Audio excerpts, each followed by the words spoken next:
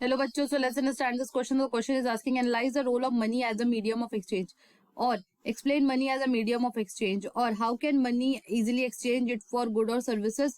Give example to explain. मतलब कि जो मनी है वो as a medium of exchange कैसे काम करता है. तो चलिए सबसे पहले सिक्की कंसेप्ट को समझते हैं. तो सिक्की कंसेप्ट होगा मनी.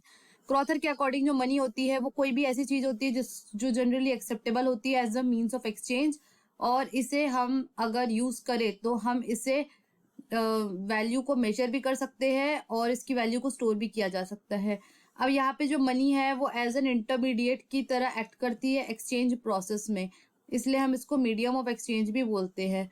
और ये हमारा डबल कोइंसिडेंस ऑफ वांट्स की प्रॉब्लम को सॉल्व करते हैं.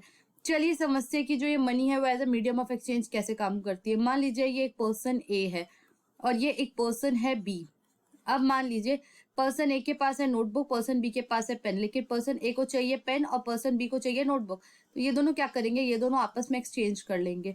सो that system was called as an barter system, जिसमें हम एक्सचेंज किया करते थे in the absence of money. लेकिन अगर मान लीजिए पर्सन ए को पेन चाहिए लेकिन पर्सन बी के पास पेन ना होके मोबाइल हुआ, तो उसके बाद हम एक्सचेंज कैसे करेंगे. तो उसे कोई थर्ड पर्सन ढूंढना पड़ेगा जिसके पास उसी की सेम नीड की समान हो. तो that is called as an double coincidence of wants. और जो मनी है वो इसी प्रॉब्लम को हटाया. और वो कैसे हटाया. अब मान लीजिए पर्सन ए को चाहिए पेन और वो इस पर्सन बी के पास ना जाके वो दुकानदार के पास जाएगा और वो बोलेगा कि भैया भैया मुझे ये 10 रुपए की पेन दे दीजिए आप और बदले में 10 रुपए रख लीजिए.